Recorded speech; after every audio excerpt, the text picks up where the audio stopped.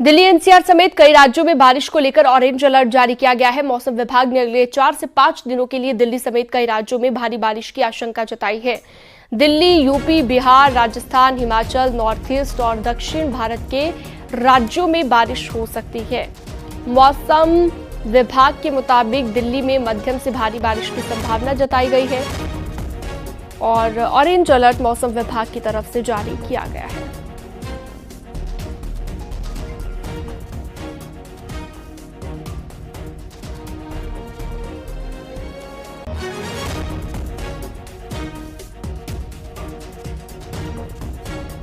तो दिल्ली एनसीआर में बारिश को लेकर अलर्ट जारी किया गया है। मौसम विभाग की तरफ से अगले 4 से 5 दिनों में बारिश की संभावना जताई गई है और दिल्ली एनसीआर के साथ साथ और भी कई राज्य हैं, दक्षिण के भी कई राज्य और यूपी की बात करें, नॉर्थ ईस्ट में भी बारिश हो सकती है। तो आज दिल्ली, यूपी, बिहार, राजस्थान, हिमाचल और नॉर्थ ईस्ट, इसके साथ ही दक्षिण भारत के कई राज्यों में बारिश हो सकती है। मौसम विभाग के मुताबिक दिल्ली में मध्यम से भारी बारिश की संभावना जताई गई है।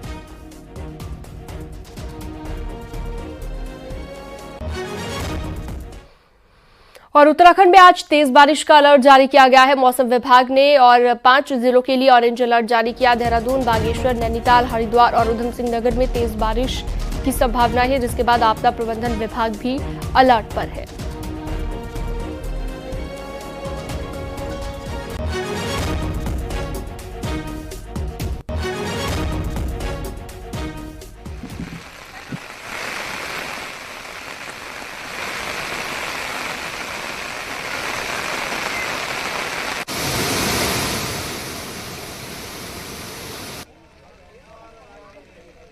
तो 5 जिलों के लिए ऑरेंज अलर्ट जारी किया गया है। उत्तराखंड के 5 जिन्हें लेकर ऑरेंज अलर्ट जारी किया गया। भारी से भारी बारिश यहां पर हो सकती है और इसके साथ ही और भी कई राज्य हैं जिन्हें लेकर अलर्ट जारी किया गया है और मौसम विभाग की तरफ से ये अलर्ट जारी किया गया है कि आने वाले वक्त में भारी से भारी बारिश हो सकती है। उत्तराखंड की अगर बात करें तो इसके भी 5 जिले हैं जहाँ पर भारी बारिश हो सकती है। तो ये बड़ी जानकारी इस वक्त हम आपको दे रहे हैं। देहरादून, बागेश्वर, नैनीताल, हरिद्वार, इन सभी जगहों पर बारिश को लेकर अलर्ट जारी किया गया है।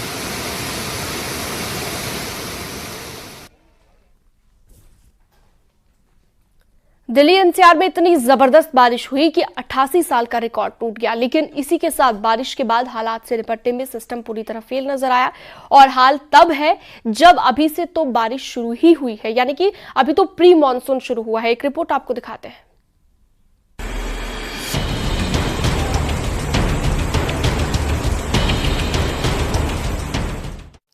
शुक्रवार को हुई मॉनसून की पहली बारिश ने दिल्ली को पानी पानी कर दिया। दिल्ली दरिया बन गई और लोग तैरते नजर आए। कहीं गाड़ी डूब रही थी, कहीं घर, कहीं लोग।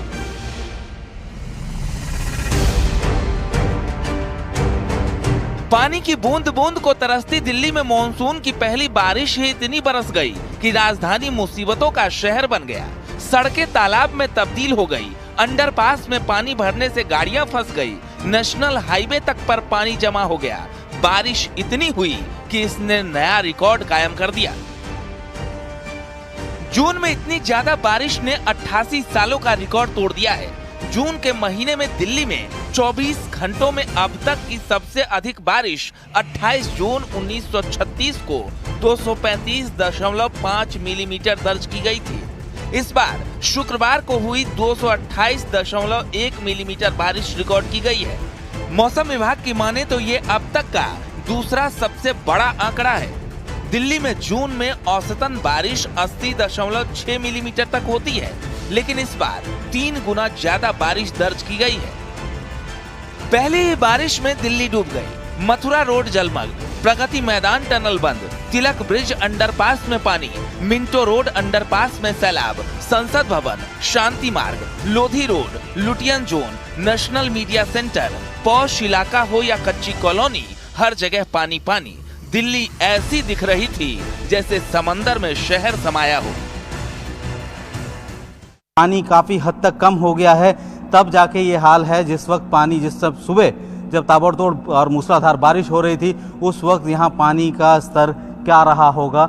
सुरक्षा के मद्देनज़र इस पूरे टनल को बंद किया गया है और कोशिश की जा रही है कि हैवी पंप सेट के ज़रिए, जो कि इस टनल में पहले से ही जब प्लानिंग की गई थी कि कभी इस तरीके की स्थिति आती है, कभी जल भराव की समस्या होती है या तेज़ पानी आता है, तो यहाँ से पानी की निकासी कैसे हो, तो बड़े हैवी पंप्स के ज़रिए पानी निकालने की कोशिश ज़रूर की जा रही है।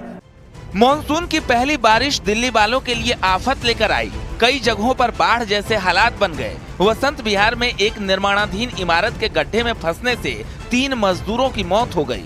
एक दिन बाद तीनों मजदूरों के शव को मलबे से निकाला गया। चश्मदीदों के मुताबिक दीवार गिरने से 3 मजदूर उसमें फंस गए थे। इसके बाद बेसमेंट में लगातार हुई तेज बारिश के बाद करीब 10 फीट पानी भर गया था। देखिए, दिल्ली सरकार निकम्मेपन की इंतहा कर दी है।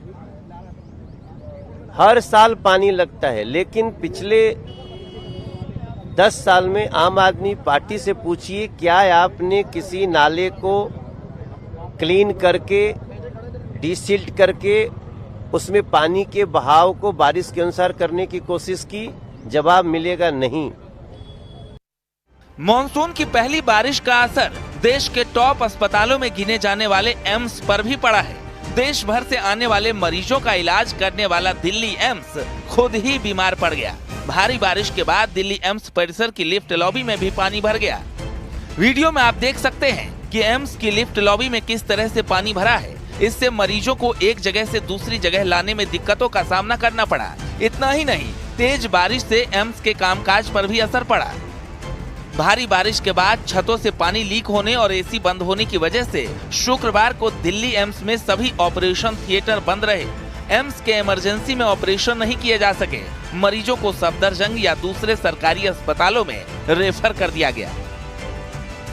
दिल्ली में बारिश के बाद दिल को झकझोर देने वाला हादसा हुआ। नॉर्थ ईस्ट दिल्ली के न्यू उस्मानपुर में 2 बच्चों की बारिश के पानी में डूबने से मौत हो गई। इन बच्चों की उम्र 8 और 10 साल थी। न्यू उस्मान नगर के पास खादर इलाके में करीब 5 फीट की गहराई वाली एक खाई में बारिश का पानी जमा हो गया था, जहां दोनों बच्चे खेल रहे थे। दिल्ली में पानी पर हमेशा से सियासत होती है, चाहे दिल्ली बूंद बूंद को तरसे या फिर जिंदगानी पानी पानी हो जाए। इस जलभराव के मुद्दे पर भी राजनीति अब तेज है। जलभराव की वजह से प्रगति मैदान टनल बंद करने के बाद बीजेपी ने वीडियो पोस्ट के जरिए निशाना साधा।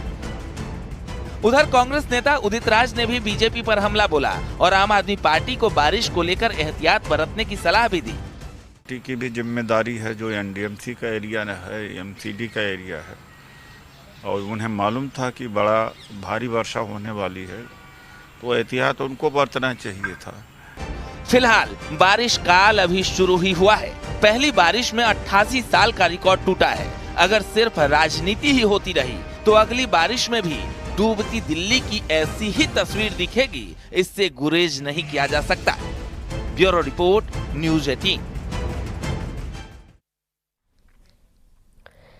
दिल्ली नहीं, पूरे देश के कई शहरों से परेशान कर देने वाली तस्वीरें सामने आई। कहीं सड़कें डूबी हैं, कहीं घर, लिहाजा लोगों को भारी दिक्कतों का सामना करना पड़ रहा है।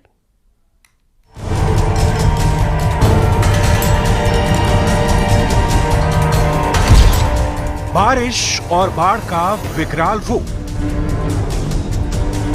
शहर शहर सैलाब का कहर, बाढ़ में बेबस जिंदगी,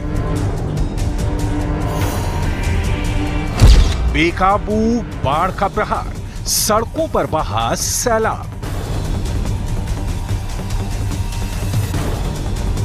मॉनसून की शुरुआत क्या हुई, हर जगह पानी का पहरा दिखाई देने लगा। देश के कई शहर जलमग्न हो गए, आशियाने ढहने लगे, सड़कें तालाब में तब्दील होने लगी, तो नदियों में उफान नजर आने लगा।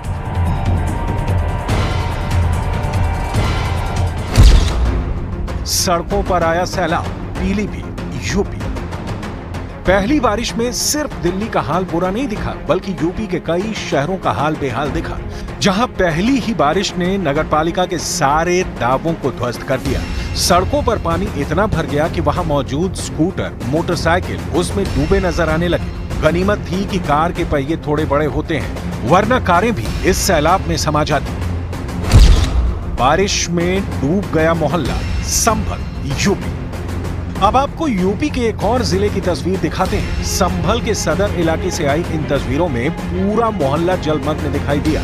अपने ही मोहल्ले में एक जगह से दूसरी जगह जाने के लिए ट्रैक्टर और बैलगाड़ी का सहारा लेते लोग दिखे।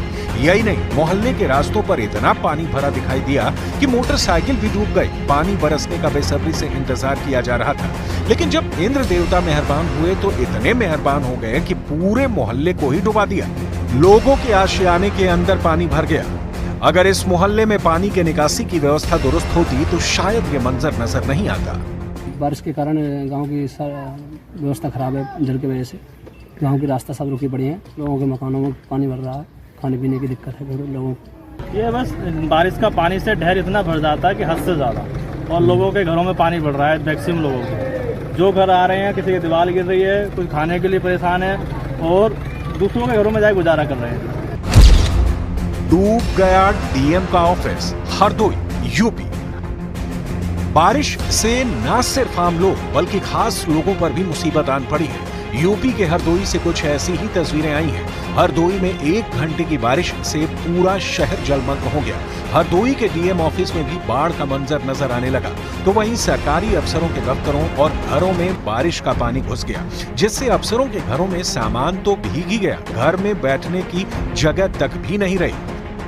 हम लोग देख सकते हैं, आपको जल निगम ऑफिस के जस्ट बगल में जल निगम के सहायक अभियंता का आवास आपको दिखा रहे हैं। स्थितियां आपने देख ली हैं। क्या है, मेरे पैरों की तरफ देखिए कि 2.5 से 3 फुट पानी है कमरे के अंदर। बेडरूम है ये उनका।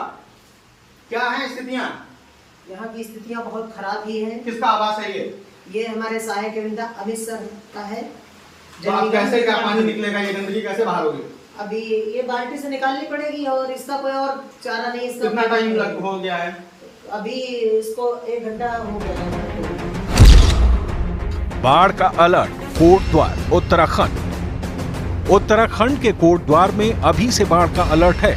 पहाड़ों पर भारी बारिश के बाद नदियों का पानी उफान पर है, लिहाजा कोटद्वार प्रशासन फुल एक्शन में है। नदियों का ड्रोन सर्वे कराया जा रहा है। जिन इलाकों में जमीन कटने की आशंका है उन्हें चिन्हित किया जा रहा है, ताकि बाढ़ के प्रहार के दौरान इन इलाकों में फौरन रेस्क्यू कराया जा सके।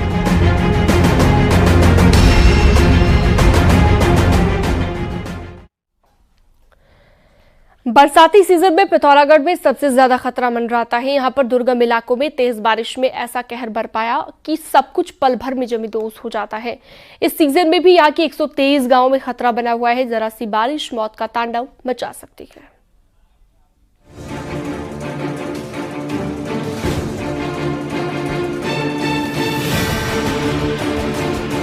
मानसून के साथ ही जोन 5 में बसे पिथौरागढ़ के लिए खतरे की घंटी बज चुकी है। बीते सालों यहाँ बरसात ने एक नहीं दर्जनों बार तांडव मचाया था। ऐसे में आफत की बारिश की चपेट में वे इलाके सबसे पहले आते हैं, जो प्राकृतिक तौर पर सबसे ज्यादा सेंसिटिव हैं। यहाँ धारचूला, मुनस्यारी, तेजम और बंगापानी तहसील सबसे ज्यादा संवेदनशील है। आपदा प्रबंधन विभाग ने इन तहसीलों के 123 गांव ऐसे चिन्हित किए हैं जिन पर आसमानी आफत कभी भी कहर बनकर टूट सकती है।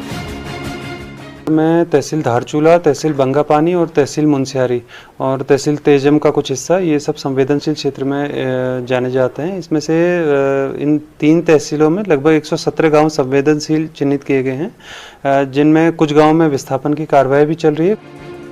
प्रशासन ने 123 गांव में से 50 गांव को विस्थापन वाली लिस्ट में भी शामिल किया है। शासन को पैसा मिलते ही इन गांवों को शिफ्ट करने की कवायद शुरू हो जाएगी। ऐसे में 123 सेंसिटिव गांव में जहां लोगों को सुरक्षित स्थान पर शिफ्ट करने का प्लान तैयार हुआ है, वहीं आपदा प्रबंधन टीमों को भी अलर्ट मोड पर रखा गया है। और कुछ ऐसे गांव हैं या कुछ परिवार हैं जहां पर भूस्खलन की संभावना है, जिससे कि जान माल की भी क्षति होने की संभावना है। उस पर हम लोग विस्थापन का भी काम कर रहे हैं। तो उनसे कांटेक्ट करके उनसे ये रिक्वेस्ट कर रहे हैं कि जो भी वहां पे अगर इस तरह की कोई चांसेस हैं तो वहां से हट जाएं। उनको हम एक सेफ जगह भी विस्थापित करेंगे। साथ ही आपदा के समय इन इलाकों में सर्च और रेस्क्यू ऑपरेशन चलाना काफी कठिन हो जाता है। यही नहीं, प्रभावितों को राहत के लिए भी घंटों इंतजार करना पड़ता है।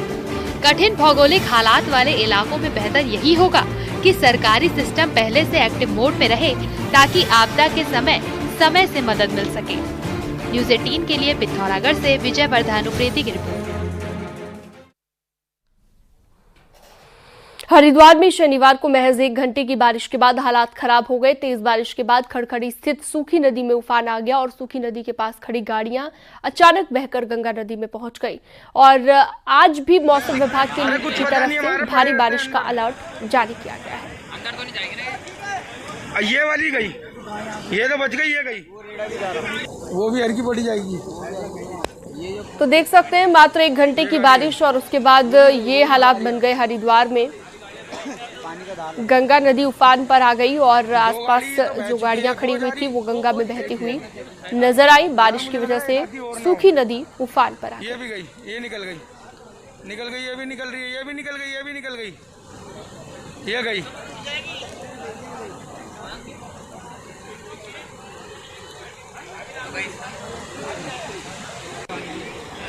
तो देख सकते हो आप 4 से 5 गाड़ियां हैं जो बहती हुई नजर आई।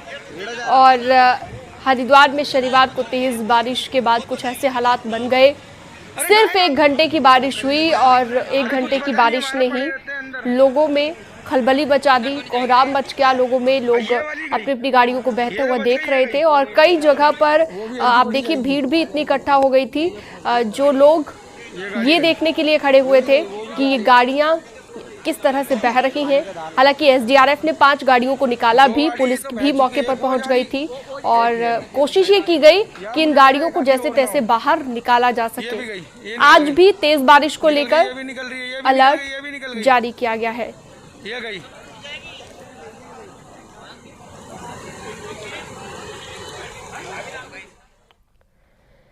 देहरादून में भी कल शाम को खूब बारिश हुई। अब बारिश से लोगों को राहत मिली, लेकिन कई इलाकों में जलभराव की दिक्कत हुई तो कई जगह पर रोड धंस गया।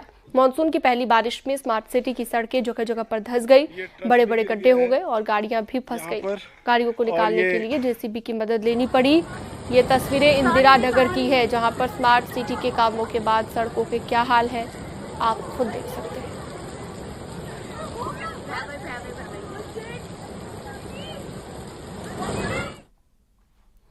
और वक्त एक छोटे से ब्रेक का, जल्द लौटेंगे।